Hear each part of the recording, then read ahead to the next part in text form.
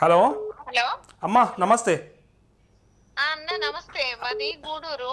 అమ్మా ఇది మాది గల్ఫ్ పోయిన మా సార్ గల్ఫ్ పోయినానని చెప్పిన కొంచెం కదా. గట్టిగా చెప్పండి అమ్మా. ఇది స్పీకర్ ఆఫ్. అన్న ఇప్పుడు క్లియర్గా ఉంది, చెప్పండి. చెప్పండి. అయితే మా ఆయన గల్ఫ్ పోయిండు. ఇప్పుడు ఆయన పేరు మీద లోను నా మీదికి వచ్చింది అని ఇదివరకు ఒకసారి ఫోన్ మాట్లాడారు, చేసిన అవును. మెసేజ్ పెట్టినా కూడా మీరు రిప్లై ఇవ్వడం లేదు. అయ్యో. ఆ అదే అన్న, మరి అసలు అది మాది చేస్తారా చెయ్యరా? ఇప్పుడు ఎక్కడ మీది, ఏ ఊరు? మాది ఇక్కడ కమలాపూర్ మండలం గూడూరు గ్రామం. ఇది గూడూరు, హన్మకొండ జిల్లా. హన్మకొండ జిల్లా.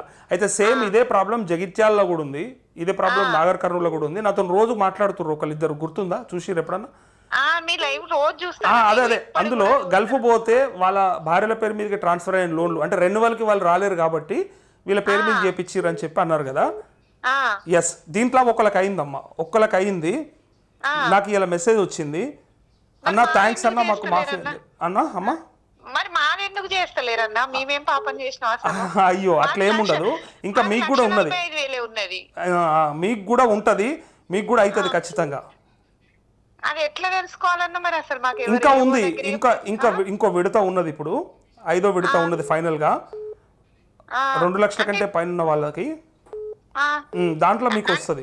కాదన్నా, ఇప్పుడు మొన్నటి లిస్టులో వచ్చిందా మరి? వాళ్ళ అట్లా ట్రాన్స్ఫర్ చేసిన వాళ్ళకు ఎంత మందికి అయింది? ఒకరికా? నాకు ఎవ్వరు చెప్పలే, ఒకే ఒక్కరు మెసేజ్ పెట్టిరు అట్లా అయిందనా. అన్న నా పేరు లిస్ట్లో వచ్చిందని పెట్టిరు. నేను మీ నెంబర్ ఇప్పుడు ఇక్కడ నోట్ చేసుకొని నేను నీకు ఆ మెసేజ్ పెడతా, వాళ్ళతో మాట్లాడిస్తా. అయితే దానివల్ల ఏమవుతుంది అంటే కనీసం మీకు తెలుస్తుంది అవుతుందా కాదా, అయితే ఎట్లా అయింది, వాళ్ళ ప్రాబ్లం మీ ప్రాబ్లం సేమా అని తెలుసుకోవాలి కదా.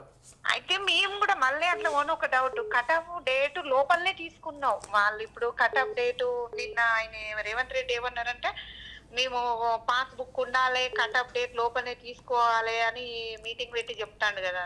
అదే నీ పేరేం పేరు చెల్లె? నా పేరు లావణ్య అన్న. లావణ్య, రైట్. మెసేజ్ పెట్టినట్టు నువ్వు నాకు చూసినా, నేను వాట్సాప్ లో మెసేజ్ చూసినా. అది 91 యూట్యూబ్ లైవ్ లో కూడా మెసేజ్ పెట్టినా. 91331 నెంబర్ కదా. సరే నేను రాసుకున్నా లావణ్య. నేను నీకు ఖచ్చితంగా మీకు ఇవాళ సాయంత్రం వరకు నాకు ఎవరైతే మెసేజ్ చేసిరో అది చూసి నీకు పెడతా నేను, అండ్ అప్డేట్ కూడా ఇస్తాను నీకు. ఏవోతో కూడా మాట్లాడి, యాక్చువల్గా ఇప్పటిదాకైతే మీకు వస్తుందని ఎవరు చెప్పలే, అంటే రాదనే చెప్పారు నాకు కూడా. కానీ ఒకరికి వచ్చింది అనేది మన దగ్గర ప్రూఫ్ ఉంది, అందుకే అడుగుతున్నాను నేను. క్లారిటీ తీసుకొని మనం పక్కాగా సమాచారం ఇస్తానండి నీకు, ఓకేనా? అయితే మరి అప్పుడు చేస్తారు. ఇప్పుడు ఈ తుమ్మల నాగేశ్వర్ ఏమన్నాడు, ఆస్ట్రేలియా ఉన్నోళ్ళ దగ్గర వాళ్ళ కాడ ఉన్నోళ్ళు వచ్చి చెప్తే ఇంకెవరన్నా రానోళ్ళు ఉంటే చేస్తామని తెలిసిపోతాడు కదా. అది వేరు, అదేమో ఫ్యామిలీ గ్రూపింగ్. అది అంటే వాళ్ళు ఇక్కడ రేషన్ కార్డు లేకుండా ఇక్కడికి వెళ్ళి వేరే దేశంలో పోయి ఉంటారు కదా, వాళ్ళ పేరు మీదనే లోన్ ఉన్న వాళ్ళు ఆయన చెప్పింది. కానీ మీదేందంటే తను రెన్యువల్ చేయడానికి రాలేకపోతాడు కాబట్టి మీ మీద ట్రాన్స్ఫర్ చేసి పెట్టిరు. అసలు వాళ్ళు అట్లా చేయకుండా మేము ఇయ్యమని అన్నా కూడా వాళ్ళ పేరు మీద ఉండు కదన్న వీళ్ళు. ఇప్పుడు అసలు మధ్యలో మేమేం తప్పు చేసినాం? ఇట్లా చాలా మంది 50-60 వేల మంది ఉన్నారన్న ఇప్పుడు మా కమలాపూర్ మండలంలో.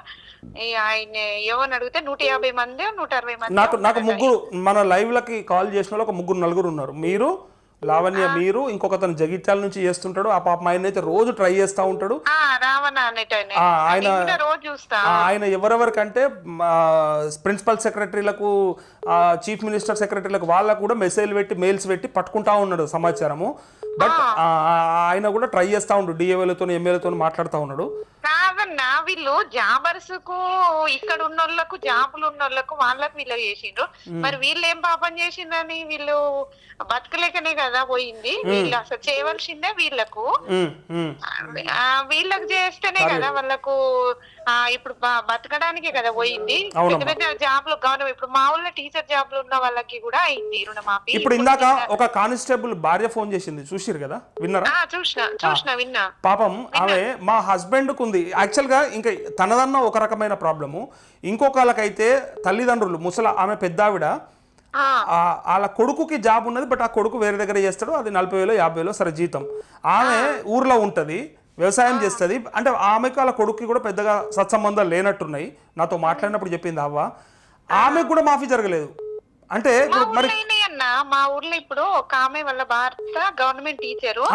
చేయలేదు అంటున్నా, నా బాధ అది బాధ అనిపించింది నాకు. మరి ఎందుకు వీళ్ళు అధికారులు కొంతమంది చేసిర్రు, కొంతమందికి అయినాయి. చేయకపోవడం అసలు మేము ఎవరిని అడగాలి మరి ఏంది అసలు వీళ్ళు ఏ ఊళ్ళ దగ్గర ఉందా లేకపోతే గవర్నమెంట్ దగ్గర ఉందా? ఇట్లా చాలా మంది ఆయనేమో మొత్తం అయినాయి మా దగ్గరికి మొత్తం పంపించిన వాళ్ళందరి అయిపోయినాయి, ఇక 0-100% అయిపోయిందని చెప్పారు. అయిపోయినాయి అని చెప్తుండు. వీళ్ళేమో ఇట్లా ఇప్పుడేమో వ్యవసాయ శాఖ పెట్టిన మెసేజ్ ఏమో ఇగో ఇట్లా పెండింగ్లు ఉన్న వాళ్ళందరికీ కూడా అవుతాయి, మా దగ్గర ఉన్నది ఈ డేటా మేము అంతా కూడా మీకు ఇస్తాము, ఈ ప్రకారంగా మీరు వెయిట్ చేయండి అని చెప్పి మనకు ఎలా మెసేజ్ పెట్టారు.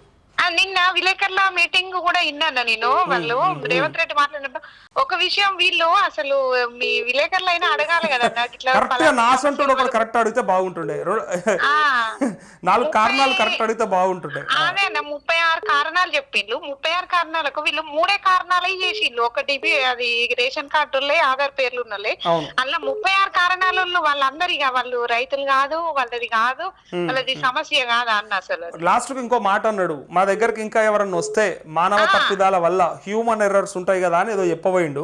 సరే, వాళ్ళు ఏంటంటే ఇవన్నీ ఇండివిజువల్ గా మాట్లాడలేరు కాబట్టి ఇక ఇది వ్యవసాయ శాఖకు అప్పచెప్పేసిరు. వాళ్ళతో కాకనే చేసిన కాడికి చేసినామని ఏదో ప్రతిపక్షాలకు చెప్పాలి కాబట్టి చెప్పేసిరు.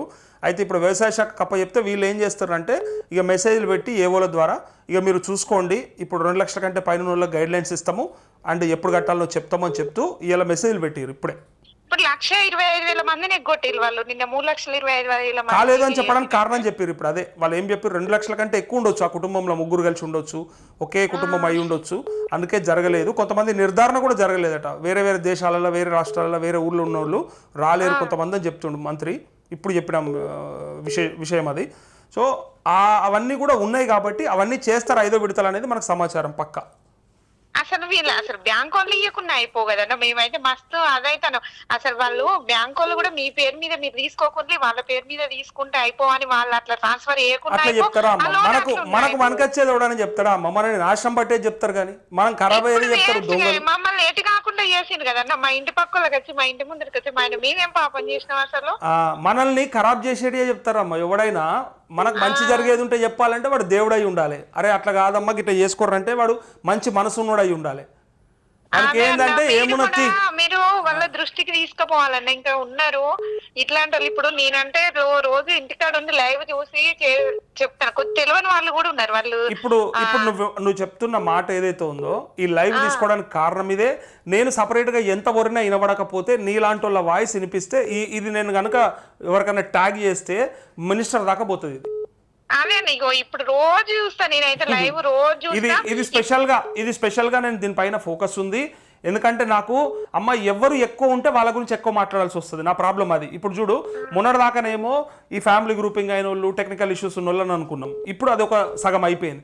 ఇప్పుడు 2 లక్షల కంటే మీద ఉండి పైసలు కట్టిన వాళ్ళు ఉన్నారు చూడు, లక్షలాది మంది ఉన్నారు. ఫస్ట్ వాళ్ళ కోసం మాట్లాడాలి. నేను చెప్పేది అట్లా. మీది కూడా కారణమే, మీది కూడా బాధనే, మీది కూడా మాట్లాడతా, మీకు ఇంత టైం కేటాయిస్తా. బట్ మీకు కేటాయించలేదని ఫీల్ కాకుండా ఎక్కువ మందికి బాధ ఉంది కదా దాన్ని తీసేసుకుంటూ పోవాలి. అట్లా నా ప్రయత్నం. అసలు వీళ్ళు అదే అన్న ఒక్కసారి చేస్తారా చెయ్యరా? చేయనంటే ఆశ వదులుకుంటాం. ఇక ఏం చేస్తాము? ఇవన్నీ బొంద పెడతారు సర్పంచ్ ఎలక్షన్లు. ఇంకా వస్తారా అసలు? లావణ్య చెల్లెకు బాగా కోపం వస్తుంది. అదే అన్న మరి ఏం చేస్తాం అసలు? వేస్ట్ గా మమ్మల్ని ఆగం చేసిండ్రు. లేదురా, ఒక పని చేయి. ఇక నీకు కాదు అనుకోని సపడే కూకో, నీ అకౌంట్ లో వచ్చి పైసలు పడితే అప్పుడు తృప్తి అవుతుంది నీకు. ఏమైతుంది అన్న వేస్ట్. నేనైతే 4 సార్లు అక్కడ కలెక్టర్ ఆఫీస్ ఇప్పుడు ఓకే ఏడికి ఇక నీకు అనిపించింది. నువ్వు అన్నావు కదా అన్న కాదు అంటే ఇక ఆశను వదులుకుంటా అని. నువ్వు ఆశ వదులుకున్నాక నీకు అకౌంట్ లో పైసలు పడతాయి. ఈ అన్నకు ఒక రాఖీ పంపు నెక్స్ట్ ఇయర్. పంపిస్తుంది అన్న నీకు. అసలు పెద్ద థ్యాంక్స్ వద్దామా? ఒక రాఖీ పంపు, చిన్న స్వీట్ ముక్క, ఒక రాఖీ పంపు నెక్స్ట్ ఇయర్. అప్పుడు మనం పండగ చేసుకుందాం మంచిగా. పడతాయి నీకు పైసలు వస్తున్నాయి. ఓకేనా? మీరు అది ఏదో నెంబర్ చెప్తానన్నారు కదా, పెట్టండి అన్న. ఇది అదే ఎవరికో అయిందని చెప్పిండ్రు కదా. పెడతా. ఉంది రాసుకున్నా నీ నెంబర్, అందుకే రాసుకున్నా. అంటే నేను వెతకాలి. వాట్సాప్ లో నాకు వేల మెసేజ్లు వస్తున్నాయి. అందులో నేను ఇది సెర్చ్ చేసి గల్ఫ్ పోయిన వాళ్ళకి సంబంధించి అది ఏదైతే ఉందో అది చెక్ చేసి పంపిస్తా. సరే అన్న. ఓకే అమ్మా, థ్యాంక్ యూ.